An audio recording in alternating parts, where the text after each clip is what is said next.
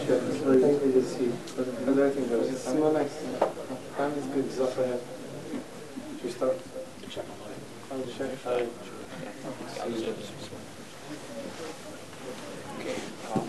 to go back. Do I need to? I should be audible. Okay. Bismillah, alhamdulillah, salatu wassalamu ala rasulullah. Assalamu alaikum warahmatullah. My name is Khalid and I'm here from Ann Arbor, and this is my first time to Hamtramck. I'm really excited that we have such a good turnout. Jazakumullah khairan for taking your time out and spending a working day evening with us.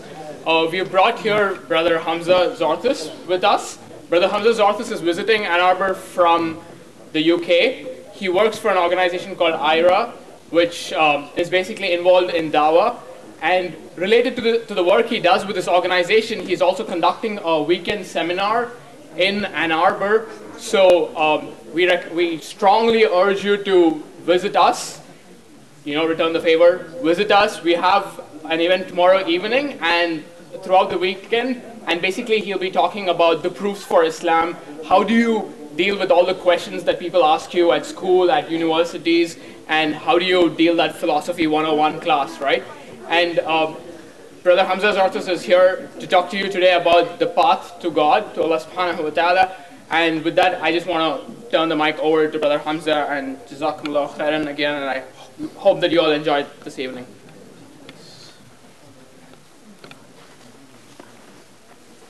Bismillahir Rahmanir Rahim.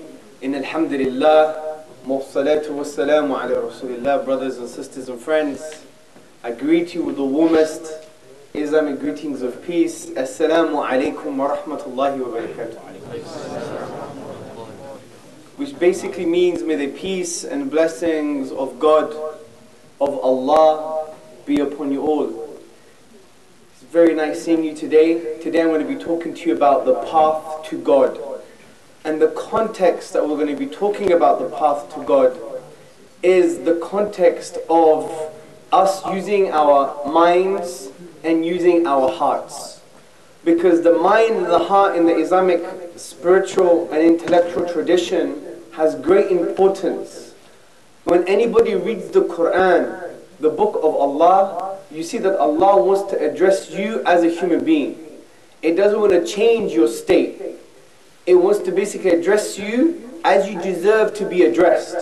Meaning that the human being is made of an aql, of an intellect, and a nafsiyah, a disposition, a psychological disposition. And this is the human being. He has emotions, feelings, desires, wants and needs, a psychology, and he also has an intellect. And he's driven by both of those realities. That's the human being. And when you study the Quran, and it is important to study the Quran because the Islamic tradition is a scholarly tradition. The Prophet Muhammad sallallahu alaihi wasallam, upon whom be peace, said that the inheritors to the prophets are the ulama, are the scholars. So this tradition has to be seen through scholarly eyes.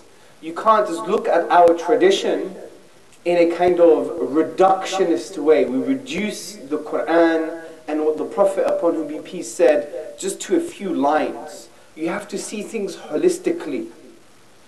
And when you study the Quran, you see that essentially the Quran wants to address our minds and wants to address our internal psychological disposition. And it's as if the Quran gives us a path to Him. And this path is through tadabbur, pondering, through reasoning, through understanding, through a scholarly exercise by engaging with the book of Allah. And maybe it's no wonder Allah, God says in the Quran, do they not reflect upon the Quran, or are there locks on their hearts? So this gives us an indication that the more we reflect upon the book of Allah, the more our hearts become unlocked to receive His mercy and His guidance. So it's very important that we see the Quran from this perspective, that the Quran essentially is a book for the human being, to guide the human being, and it addresses his intellectual capacities and his emotional capacities. And from this perspective, you'll understand and maybe conclude that the Quran, the book of Allah, is a very intrusive book. It wants to intrude and impose itself on the inner dimensions of man. As we said, his intellect and his psychology. But this intrusion, this imposition is not negative, it's very positive. And the way the Quran attempts to impose itself on the human being positively is by asking questions. And this is so important because the Quran uses questions to almost guide the heart and mind of the human being. Because if you ask the right questions, you get the right answers that lead to the truth. And this is very important. And that's why when you study the Quran, and I want this to be a session for you to be encouraged to study the Quran. When you study the Quran, you see that when it talks about man, life, and the universe, when the Quran talks about creation, when the Quran talks about animals, the cosmos, the orbits, the universe, it does so in a way not to conclude abstractly, not to conclude in an abstract way. Oh, look at the orbit, isn't that amazing? No, that's not what the Quran tries to achieve. The Quran talks about these realities in a way to show you that there is a pervading wisdom in the universe. There is a wisdom in the universe, there's a wisdom in creation, there's a purpose and intention and intelligence, a mathematical structure, and therefore the one who created this, the one who put this into play, the one who designed this, the one who allows us to discover the design, is the one that deserves to be worshipped. And this is very significant because the Quran, it asks these questions and makes you ponder about reality to form that conclusion that yes, not only does something create the universe, a power create the universe, but this power, this being deserves to be worshipped because he created me. And it's very important for us to understand the Quran from that perspective. So when you look at these verses, there are so many verses that talk about man, life, and the universe to make you think about your own existence, to make you think about the wisdom behind the universe and creation behind the universe. Now the reason I'm focusing on this is for you to understand that the Quran is not a book that just wants you to accept it blindly. The Quran doesn't want you to do this. The Quran appreciates the human being as the human being.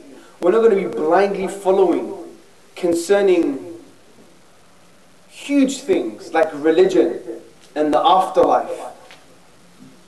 And what's very interesting about the Quran is not only does it make people think, but it encourages further thought. And it's no wonder the Professor Rosalind Ward Gwynne, in her book concerning logic and the Quran, she concludes that reasoning and argument are so integral in the Quran that it shaped the very consciousness of Quranic scholars. And we see how the Quran actually changed the world based upon its profound questions, based upon its teachings and its values, and the fact that it encourages people to think. We need to study our history because these Quranic values actually shaped Western science. For example, who knows the name of the first scientist? It's not Albert Einstein. It's a good guess, but it's not Albert Einstein.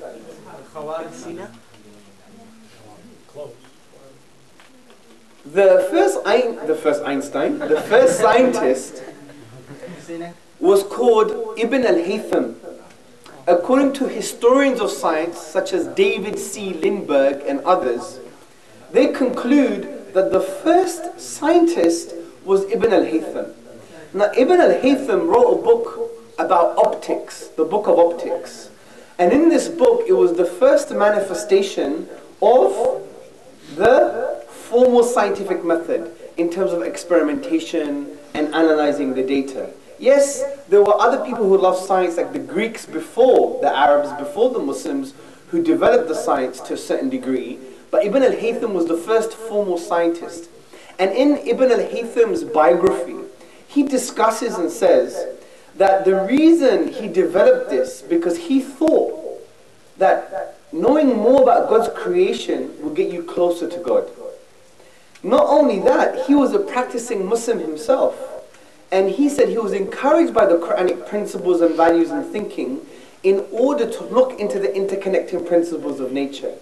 So the first scientist was not only a Muslim, but he was encouraged by his own spiritual tradition. He was encouraged by the power of the Quran. This is something you don't learn in school. You have to study this in academia, right? And this is very interesting because we should be proud of this, that our tradition has created such people, which essentially was the basis for Western scientific revolution and renaissance. And it's true what I'm saying, because if you read the works of Professor Thomas Arnold, who was a historian and Arabist, he wrote the book, The Preaching of Islam. On page 131, he basically says that Muslim Spain, that was affected by the Quranic values and principles, was the first state that established that needed tranquility, if you like, that facilitated the thinking of the Europeans up to the time of the Renaissance. This is profound, that an Islamic environment like Islamic Spain was one of the causes for European enlightenment, European Renaissance and thinking. This is very significant.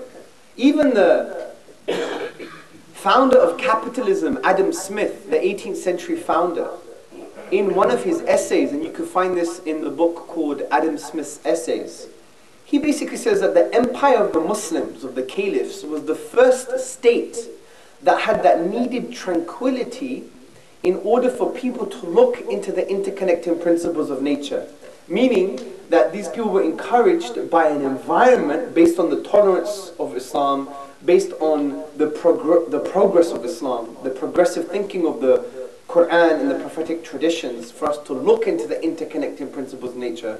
This created the environment for Muslims and non-Muslims to become scientists. Because if you look and study Islamic history, it doesn't have the same baggage as Europe. Now, if you study European history, when you saw the Catholic Church was in power, it used the coercive arm of the state to prevent any thinking that was incongruous, that was against its own doctrine. And this facilitated the likes of Martin Luther, who pegged on a church door in Wittenberg his thesis attacking the Catholic tradition. And that facilitated the Protestant movement, and because of other trade laws and so many different historical realities, that Europe was in blood, essentially. Neck high. You had the 80-year wars, the 30-year wars, the massacre on St. Bartholomew's Day. I mean, it was crazy stuff. And from there you had the post-Enlightenment movement, and you had thinkers who were moving away from religion, and that's why you had Professor Charvet from London School of Economics, in his book, The Liberal Project. He basically says that this made thinkers move away from God's view on society to an individualistic view on society. So they wanted to move away from God's will in terms of what God wanted for society, because God wasn't working. If you study European history, the Catholic Church wasn't working from a political perspective. There was no progress, there was oppression, etc. But Islam never suffered that baggage, and that's why when we talk to Europeans, talk to people in the West, who are living in the West, we have to educate them and make them understand that you can't use a specific historical issue and actually apply it to the Islamic narrative, because it's not exactly the same. So the reason I'm saying this is I want you to be encouraged that actually the path to God from this perspective is a path of progress, is a path of thinking, is a path of wisdom. And when people use the Quranic principles and values properly, it changed the world. We had the European Renaissance, we had the first scientist Ibn al-Haytham. And this is very significant for us to understand, brothers, because it gives us some kind of historical kind of grounding and some kind of confidence in our own tradition to show that, you know, we have an amazing tradition. It's no wonder the artistic critic Jean-Jacques Levesque, he basically argues that don't think in history Muslims were crossing borders and taking over the world because they like the drink of non-Muslim blood. Yeah? They were doing this because they were encouraged to look into the horizons by the Quran. And the Quran says this. And in the horizons, we will show you our signs, and in yourselves, until you know that this is the truth. They were encouraged by this. This is Jean-Jacques Levesque, artistic critic. So when it comes to progress and thinking and science, we have to understand this is inherently an Islamic product. I'm not saying it was only because of Islam. Yes, the Greeks were involved, the Indians were involved, other civilizations were involved. But without a doubt, when you look at various historians of science, you see that Europe is indebted to the Islamic tradition and the Arabs specifically, because they used the Islamic culture and the principles, and it was implemented socially and politically, that encouraged people to look into the sciences. That's why Ibn Sina, he was one of the products of this environment. Ibn Sina, he was a famous scientist, and he wrote the book, The Canon of Medicine, which was used in Europe for around 600 years. For 600 years. And not only did the Islamic environment produce Muslim scholarship, but it produced non-Muslim scholarship. Consider, for example, Maimonides, also known as Musa bin Maymun. He was a Jew living in Islamic Spain. He was a product of the Islamic environment, to the point where the Jewish tradition considers him as the second Moses. He was like a big figure, an intellect of the Jewish tradition. Him being a product of Islamic Spain. Because Islamic Spain wasn't some kind of historical accident. It used the Quran and the prophetic traditions to formulate a society that was based on a convivencia. What does that mean? Convivencia means a coexistence. And we see this directly in the Quran and the prophetic traditions. The Quran encourages thinking, for example. It says, do you not use your intellect? Do you not examine the heavens and the earth? And how they emerged, how they came into being. The Quran talks about justice. The Quran says, indeed Allah loves the just, loves people who are just and equitable. The Quran talks about tolerance, bringing people together. The prophetic traditions, the statements of the Prophet Muhammad, upon whom be peace, talk about minority politics. When you look at the Treaty of Najran, for example, this was unprecedented in 7th century history. You have the Prophet Muhammad, upon whom be peace, essentially having a treaty with the minority Christians, saying that you should not oppress them, you should take care of them, you should give them their rights. This predated the likes of Erasmus of Rotterdam, that influenced treaties of tolerance in Europe and in Britain. And this is our Prophet Muhammad, upon whom be peace. The Prophet Muhammad, upon whom be peace, said, whoever harms a non-Muslim under our protection is like harming the Prophet himself. So these are values and principles showing to us that we want tolerance and a coexistence between different peoples. So these teachings are not accidental. They influence societies like Islamic Spain, which therefore influences its own people to have the sciences. And what's very interesting is when the Christians took over Toledo, they took over Islamic Spain essentially, they found so many manuscripts on astronomy, on physics, on mathematics, on literature, on poetry. And many European scholars traveled there, took those manuscripts and translated them, and this facilitated the Renaissance, this facilitated European thinking, because it encouraged them. To the point where some historians even say that the great Oxford University in Britain was as a result of Islamic Spain, essentially. You had Adelard of Bath and Daniel of Morley. They were influenced by the Islamic tradition in Islamic Spain. One of them even traveled there, I believe, and took some manuscripts and took it back to Oxford and built the first institution that is now called Oxford University. I mean, this is not a historical accident, this is not a joke. So this should make you realize, brothers, that we should not have an inferiority complex, that our religion, our tradition doesn't suffer from some of the historical baggage of maybe the Christian West, where there was a clash between thinking, science, progress, and religion. Islam actually encouraged that. However, with that in mind, I want to give you some concepts and principles for you to understand, so you can apply when you go to college, when you're in high school, when you read books or go to the internet, to understand this whole science stuff. Now, yes, Islam is progressive, it encourages science, it doesn't deny it, and it all wants to create scientists. But at the same time, it wants you to be intellectual. It doesn't want you to be blind. It doesn't want you to now adopt another religion, the religion of the white coats. You know, the guys in the lab. They become like the new priests these days. You have something in the Detroit News, you know, scientists say coffee is good for you. That's it, we're going to Starbucks now. We hear it and we obey. We don't become critical in our thinking.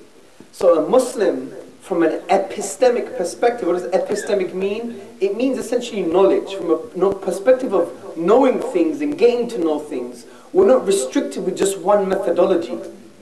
We're very wide. We don't have an epistemic prison. We're not imprisoned epistemically. Our knowledge is not imprisoned. We don't just use one pathway to knowledge.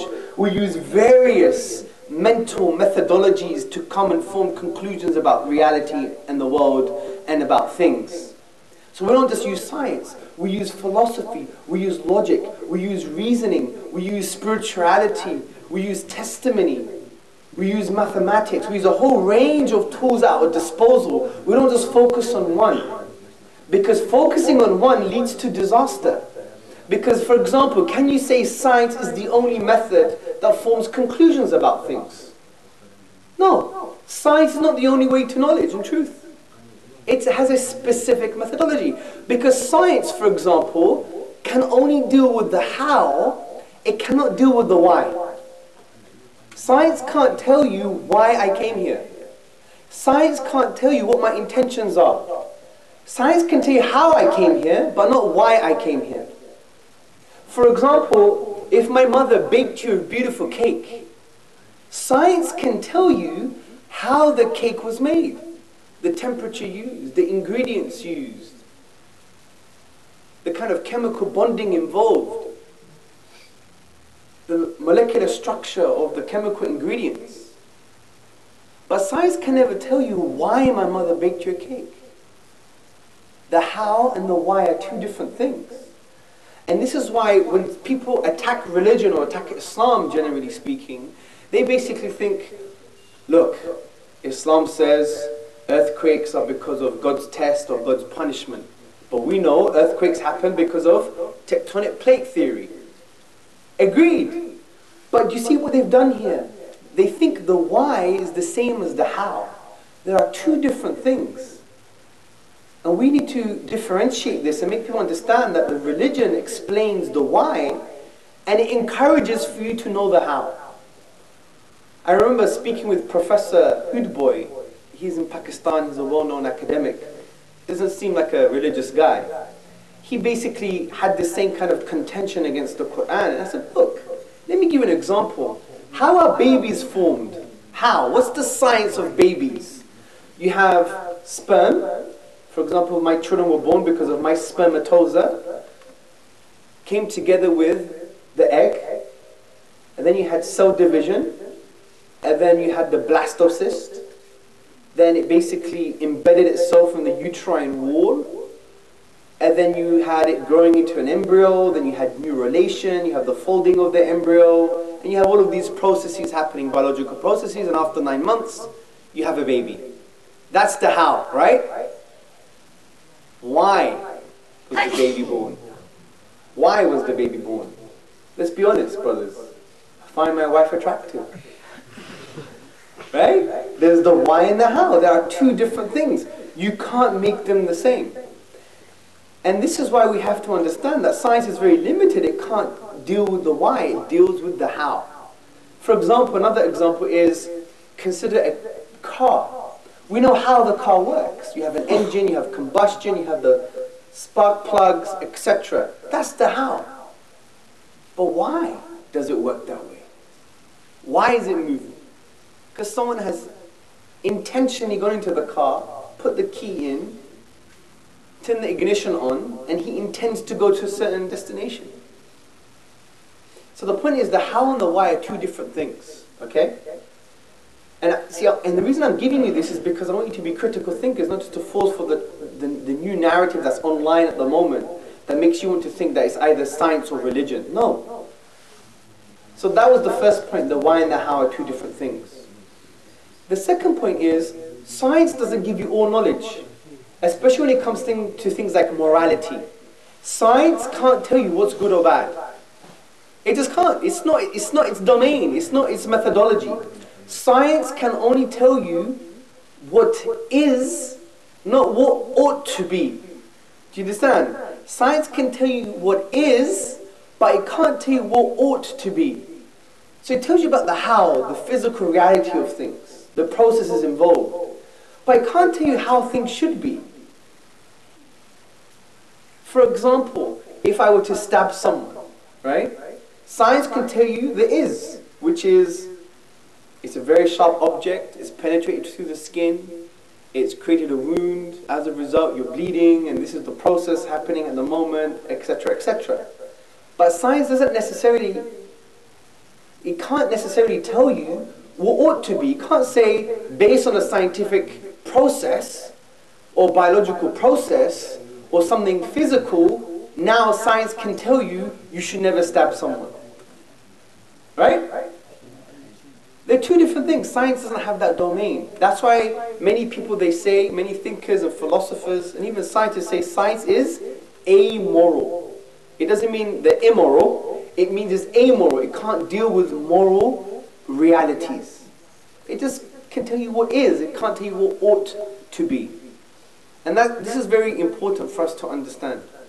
Yes, science can inform our moral decisions when we consider pain and pleasure.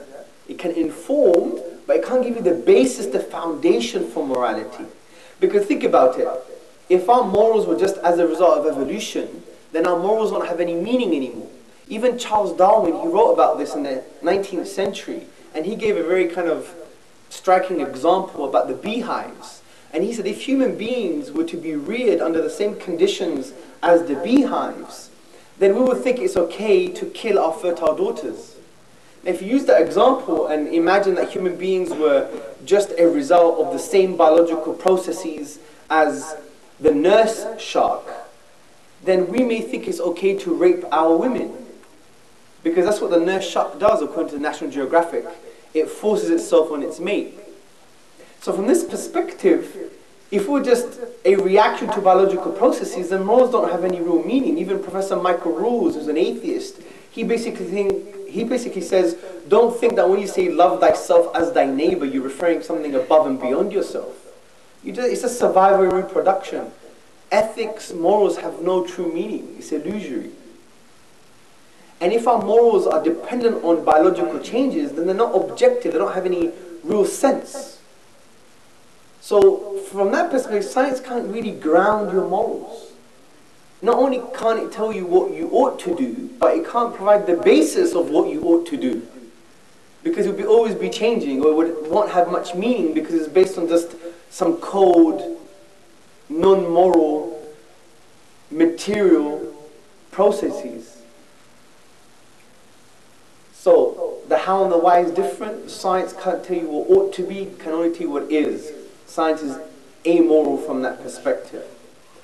Another thing that's very important is science is not the only way to form conclusions about things because there are other sources of knowledge. If we study epistemology, which is basically the study of belief, the study of knowledge, you see there are various sources of knowledge. Memory, introspection, experience, and another one is testimony, the say-so of others.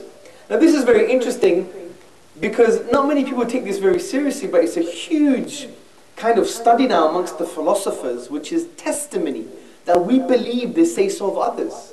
We think everything we believe in is scientific. That's not true. Most of your beliefs is based on the say-so of others.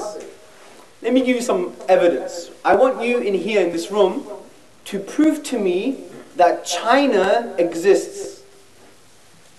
If you've never been to China before, and I assume you haven't been to China before, prove to me China exists. I'll give you $100. I can get you a map.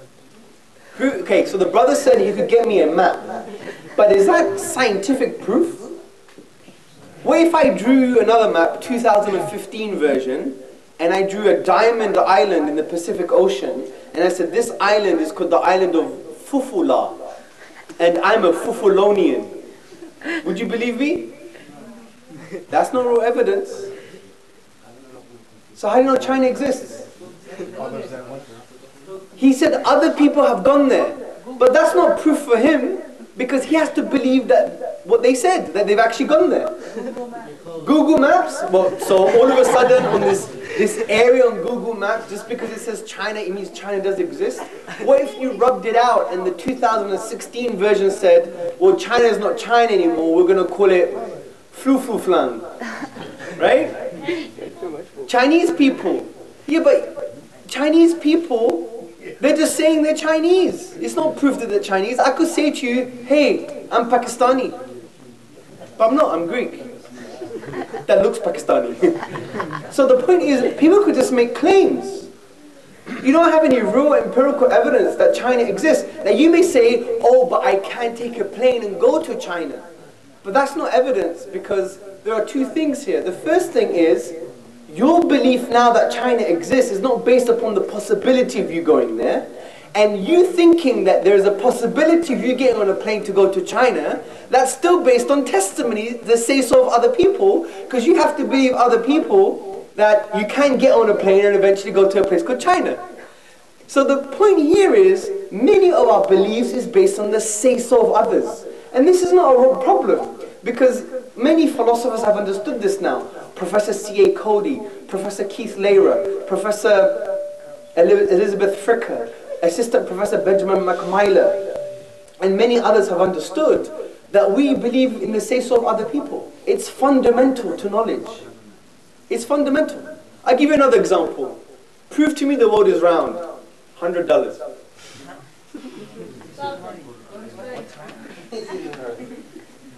Go to space. Your belief that the world is round is not based on the possibility that you can go to space. Prove to me the world is round. So you're going to say pictures, right? Again, that's testimony. You have to believe that is a picture of the earth. Right? The horizon doesn't prove the world is round. Maybe it's a semicircle. It's a slight curve and there's a semicircle. Even if you go on the highest top of the mountains and there's a slight curvature, it doesn't mean much. Maybe it's a little curve and there's another straight line.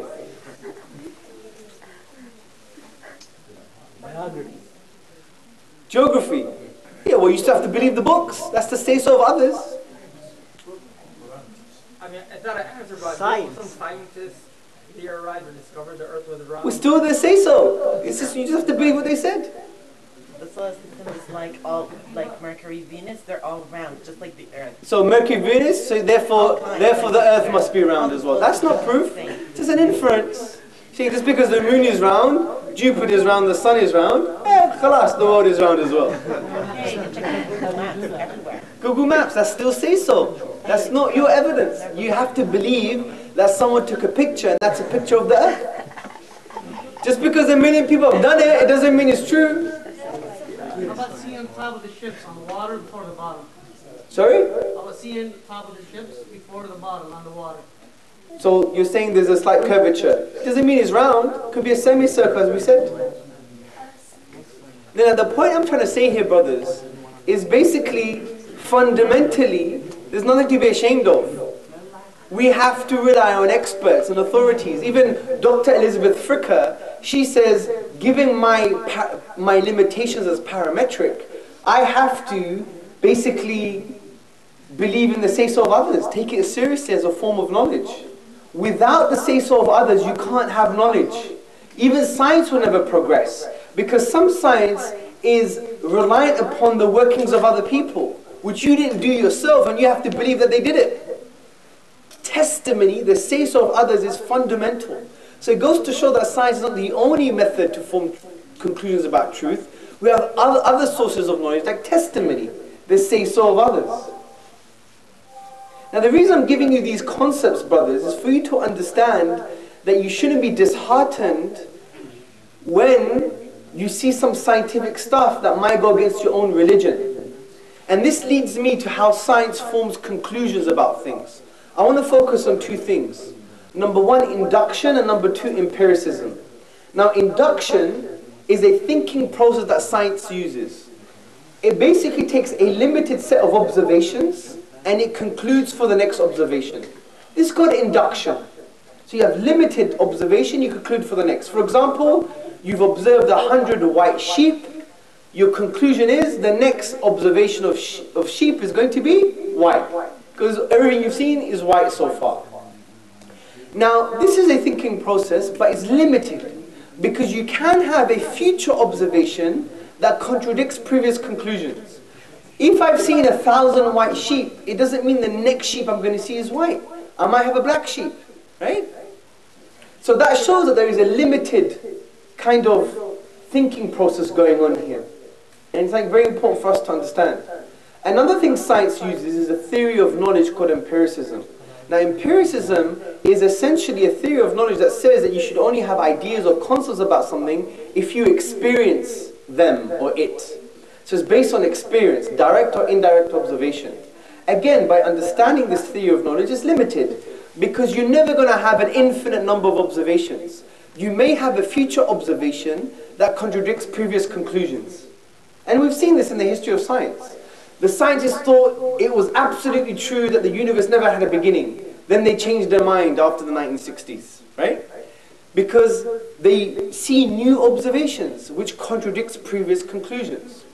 So when there's something that so-called goes against religion, you shouldn't be upset or thinking, oh my God, my religion is not true anymore, Islam's not true anymore. Why?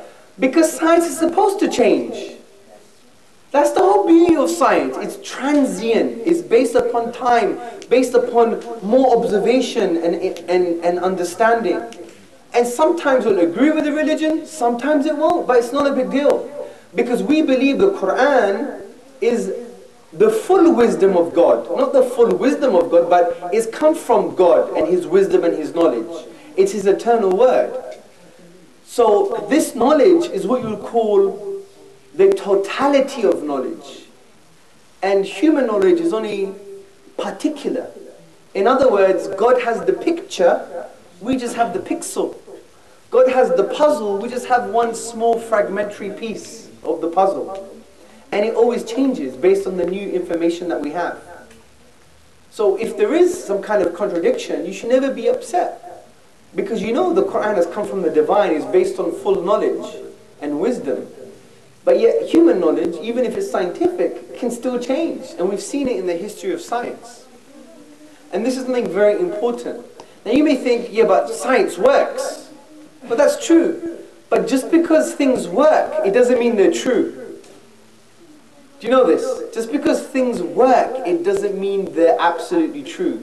And we see this with Newtonian physics and quantum physics. Newtonian physics is not absolutely true. Because when you study Newtonian physics, you understand this. But yes, we do see the law of gravity, you see laws of motion, and it works. We have this building, for example, that we trust. We trust the foundations of the building.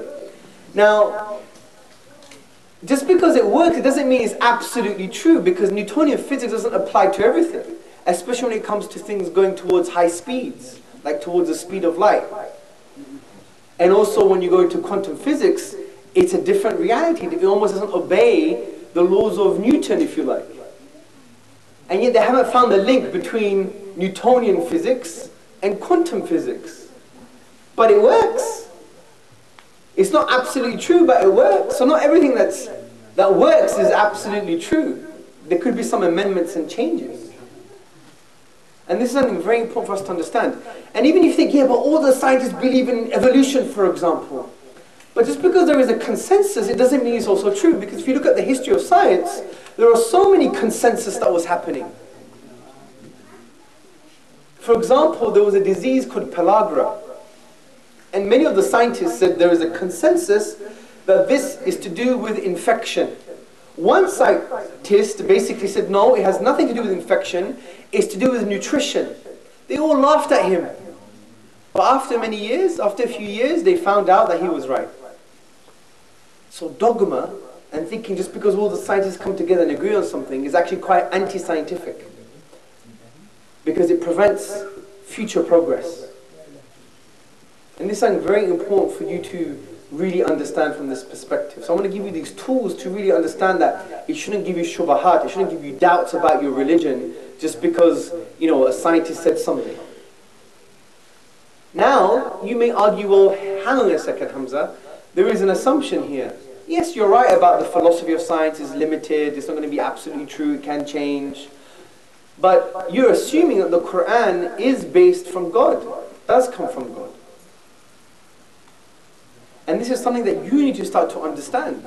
That actually the Quran is not only a book that makes you think, but we have an array of evidence to show good reasons that the Quran is from Allah.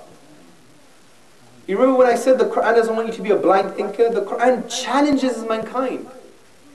In the 2nd chapter, in the 23rd verse, the Quran says, if you are in doubt about this book we have sent down to our servant, referring to the Prophet Muhammad upon him be peace, then bring one chapter like it and call on your witnesses and supporters besides God if you're truthful in your claim.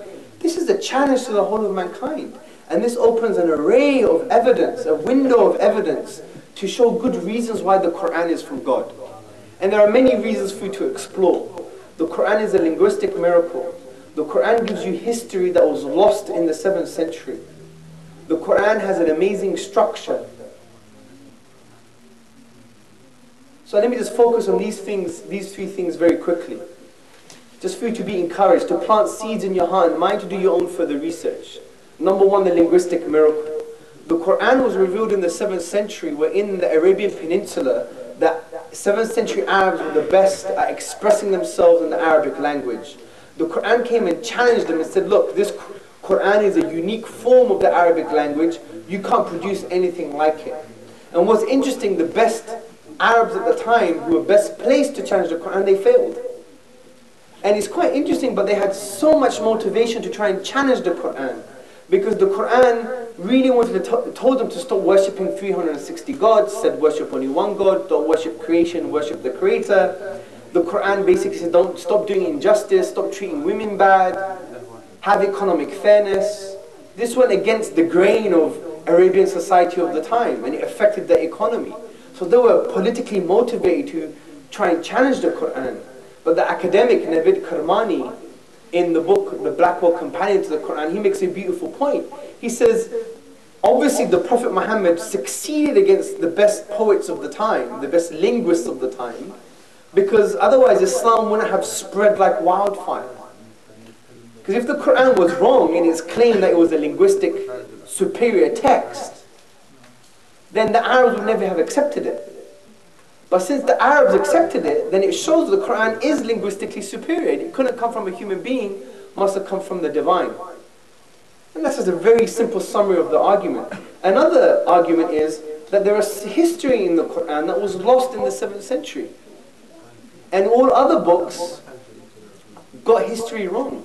Take for example the leader of the Egyptians, mentioned in the Quran. Now there are two titles for the leader of the Egyptians in the Quran. One title is King, Al-Malik, and the other title is Pharaoh. There are two titles for the leader of the Egyptians in the Quran. But in the Bible and the Torah, they got it wrong. The way they used the titles was wrong, historically. But the Quran specifically uses these two titles for specific times. When the Quran says Al-Malik, the king, it's for the time of Joseph. When the Quran says Pharaoh, Fir'aun in Arabic, it's for the time of Moses, which is the new kingdom in Egyptian history, and Joseph is the old Middle Kingdom. Now what's very interesting is this, that the word Pharaoh was used in the Old Kingdom, and the word king was used, but the word king was used for the leader of the Egyptians, and Pharaoh was only referring to the government palace. But in the time of Moses in the New Kingdom, it changed. Pharaoh was started to be used not only for the palace, but for the leader of the Egyptians as well, which is in line with the accuracy of the Quran. Because at the time of Joseph, the Old Middle Kingdom refers to the leader of the Egyptians as king, and changes it at the time of Moses to Pharaoh, which is in line with Egyptian history. And in the 7th century Arabia, they never knew this Egyptian history. In actual fact, Egyptian history was dead, because the hieroglyphs, the pictorial language of the Egyptians, was a dead language. We only found out how to translate Egyptian hieroglyphics over 1,000 years after the death of the Prophet Muhammad, upon whom be peace. So the Quran reveals lost knowledge. Another interesting aspect of the Quran, and this is the third and final point, there's many other things to talk about, but because of time I just want to encourage you to do your own research, that the Quran has its own unique structure. Now, if you study the history of the Quran, you see the Quran was revealed over how many years? 23 years. And the Quranic verses were revealed for specific times and places, okay? But yet the Quran was compiled together in amazing structure. Take, for example, the longest chapter in the Quran, Surah Baqarah, the chapter called The Cow, 286 verses. If you do a karate chop in the middle, you have the 143rd verse, and you find the word middle. And what's very interesting is Surah Baqarah has something called ring composition. What is ring composition? Ring composition is that you have a mirror in the middle of a text, and the mirror reflects the themes of the previous sentences, if you like, or the previous paragraphs. So it will be like a mirror, a ring composition. So you'll have A will be reflected to A1, B will reflect B1, B2, so C2 reflect, C1 will reflect C, D1 will reflect D, and E will be in the middle, for example. And you have this mirror structure of themes. Now what's interesting is Surah Baqarah has this ring composition. And that's so amazing. Because think about it, this Quran was revealed for specific times and places to address specific issues over a long period of time, yet when it's compiled back together it has its own unique structure that's coherent. This can only mean that the author knew the future. Because how can you start writing the conclusion, then start writing the middle, going back to the introduction, going back to the conclusion, going back into the middle, writing all haphazardly, and yet it's compiled in a unique structure that makes sense. And yet those verses were revealed for specific times and circumstances and problems and issues throughout the period of revelation. This can only mean the author knew the future, which makes sense of God. So these are some indicators for you to, be encouraged to understand that the Quran is quite special and it couldn't have come from a human being. There are many things to talk about, but I just want to encourage your heart and mind from this perspective. So just to summarize everything we've said so far. Number one, Quran makes you think. Quran encouraged a civilization that produced the first scientists, that encouraged European science and the Renaissance. Science is not the only method to form conclusions about things. Can't deal with morality. You have other sources of knowledge like testimony. And science is limited. It's not the gospel truth, if you like. Because if you study induction and empiricism, it shows that you can have future observations that contradict previous conclusions. Also, science can tell you the how, it doesn't deal with the why. So these concepts should help you really reconcile the mess that you find on the web these days and things that you read in literature. And also, the Quran is a very special book. We gave a few reasons for you to be encouraged to investigate yourself. It's a linguistic miracle. It reveals lost historical knowledge, and it has a unique structure, even though it was revealed over a 23-year period for specific times and places. So this should encourage you to increase your faith, to give you the right tools to be able to navigate in this mess that you find online at the moment and the literature that we read. People think it's science versus religion, but when you study what we just studied today, which is the philosophy of science, which is the Quran itself, and Islamic history, you see actually that's not the case. Science and Islam are together, science and reasoning are together, and I give you the tools to understand if there is something scientific that goes against the Quran itself, because you understand science changes over time. The Quran is from the all-wise, the all-knowing. God has the picture, we just have the pixel. So hopefully I've given you food for thought and encourage you to do your further research and thinking. And it's very good to speak to you guys about these very interesting topics. Because when you go to high school and college and university, they're going to be very important. And you might go back to this video and say, you know what? He helped me. May God bless you guys. I'm assuming it's a quick Q&A. And I'm going back to sleep. I'm jet lagged. Jazakallah for listening.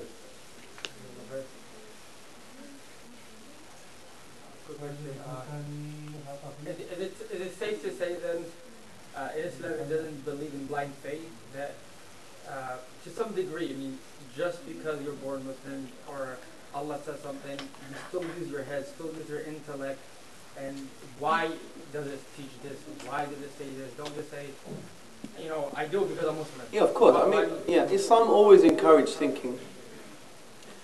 And when it comes to matters of belief, there is no blind faith.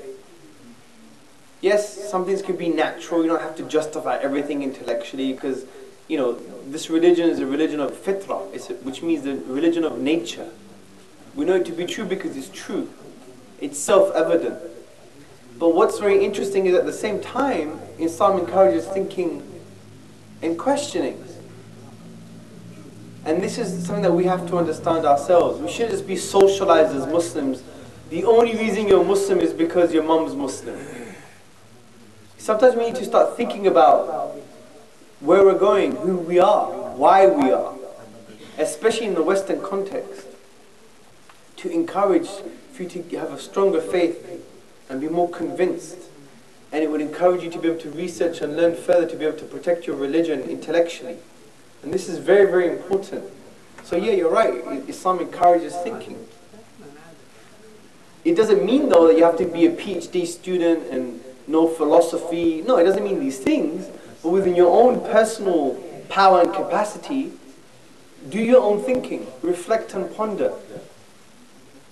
Even the Quran says, يَتَفَكَّرُونَ, for those who reflect, who ponder, who think deeply about things. So be thinkers. It doesn't mean you reject authority. Because when it comes to rulings, we have to listen to our ulama, our scholars. Because we don't have the knowledge that they have. We don't have the tools that they have to understand the religion properly when it comes to rulings. But when it comes to matters of like belief and faith and the cosmos, think. And this is one of our problems as an ummah, as a community at the moment, is that we've suspended sometimes our critical thinking, our ability to have discussion in a tolerant way, our ability to communicate with one another. It's very important to not be judgmental and think it's my way or the highway. You know, we have these type of Muslims usually, which is unfortunate. It's my way or the highway. You know, we have this kind of like arrogance. We arrogate to ourselves, you know, the kind of status of godliness. That's not true. The only people that could tell you what to do is Allah and His Messenger. No one else can tell you what to do in Islam. No one. Only Allah and His Messenger. We don't believe in fascism. We want to encourage thinking and thought. And that's the power of the Quran. When it plants seeds in your heart and mind, it gives you the right questions to think about. Sometimes the Quran doesn't give you answers, it just gives you the question. Sometimes the Quran just gives you the answer, the question.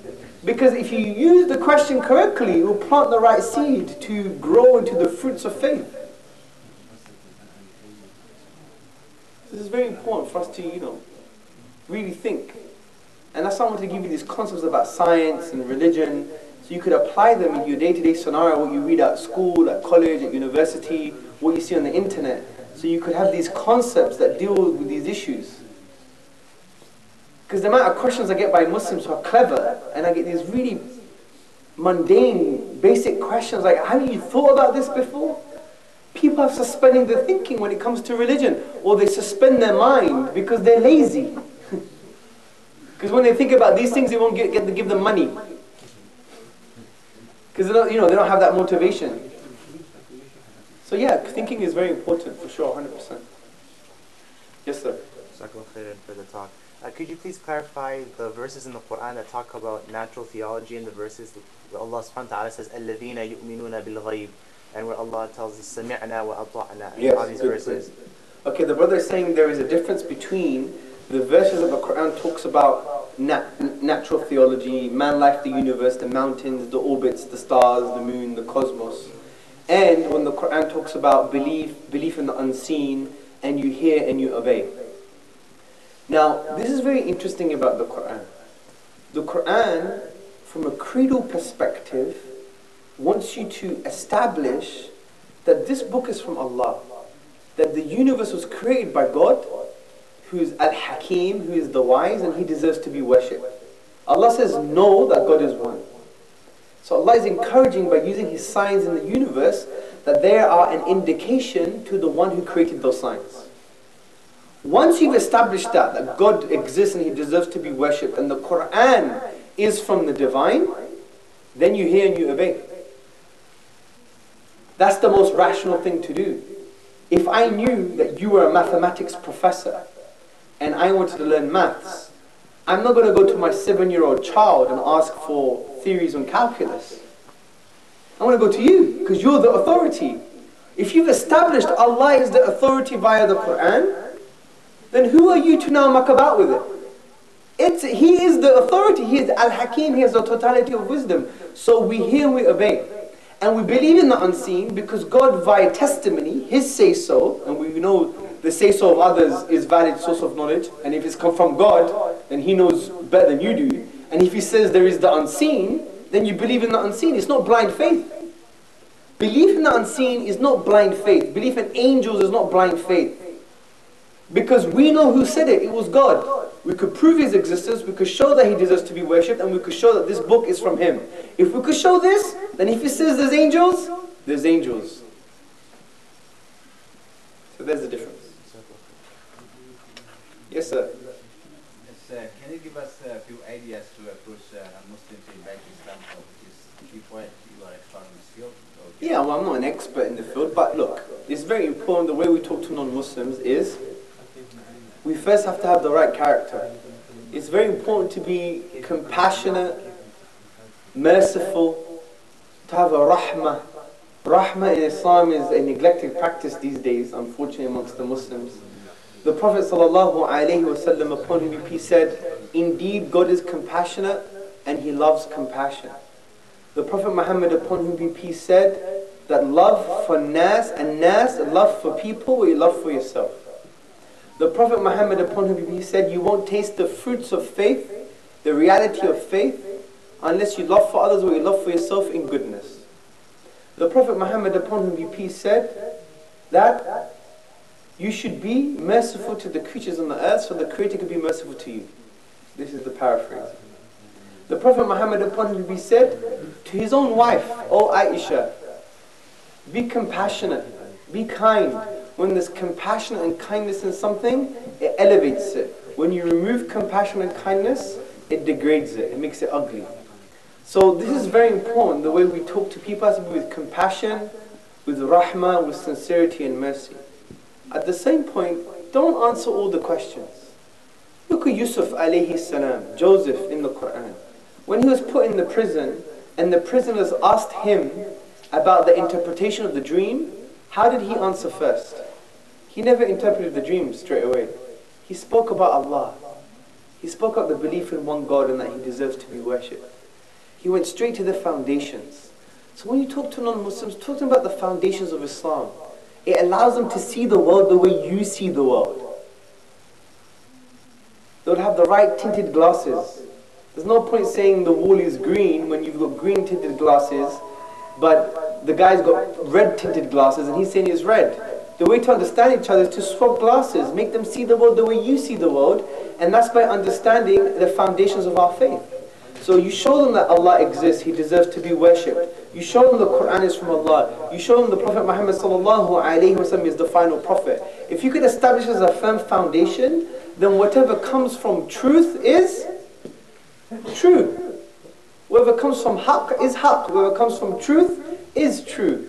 So use compassion and bring people to the foundations that will understand the world the way you see the world. Final question. Yes, sir. You know, I think his name is Professor Hoodboy or something like that. Are you familiar with him? Yes.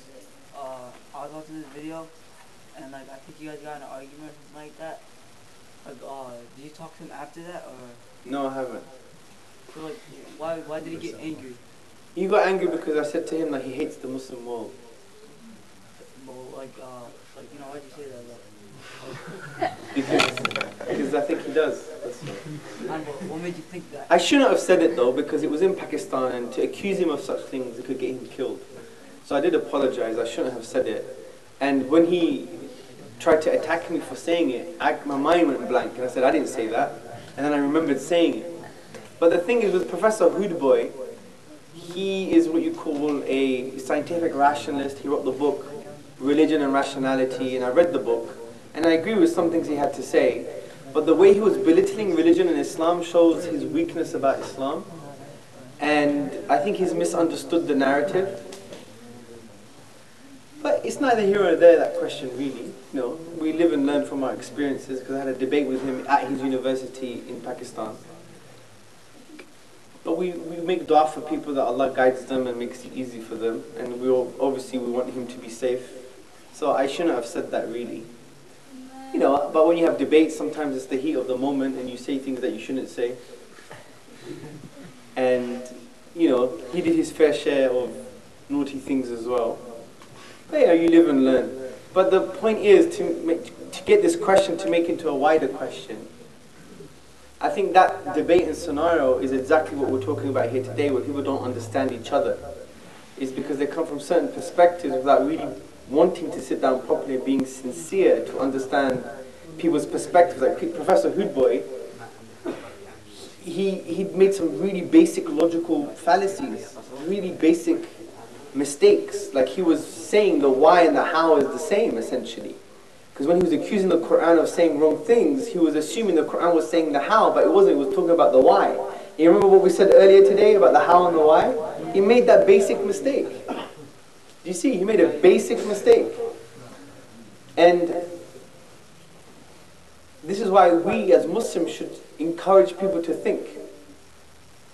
Just because you got a degree doesn't mean you can think. Maybe you got good memory. Yeah? We need to be thinkers and get people to think that way. Bi-iznillah. In a humble, with humility.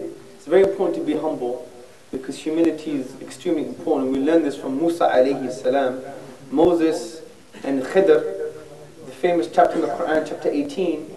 You know, look at the maqam of Moses. The status of Moses is very high. But he knew that Khidr was given wisdom from God that he wasn't given. So he was very humble to him. And Khidr reminds him that Moses won't be patient with him. So there's two things we learn from that story. When you read the story and understand that to gain wisdom and knowledge, you have to be humble and you have to be patient. So if you learn anything today, to learn things and to gain more knowledge, be humble and be patient. With that note, guys, I'm off. I'm jet lagged. I'm tired. Try and come this weekend. You won't regret it. May God bless you guys. Make sure you're together and compassionate as a community. Make sure you show a lot of compassion to the wider society, to the non-Muslims, because non-Muslims are in need of compassion from the Muslims. We need to create a compassionate society. As Ibn Qayyim al-Jawziyah, he said, the 14th century theologian, where you see rahmah, you must see Islam. Where you see mercy, you should see Islam. So God bless you, and God bless everybody else. Assalamu alaikum. Hey guys, just quick, tomorrow, no, it's actually Saturday and Sunday is a workshop. Okay, we're going to carpool from here if anybody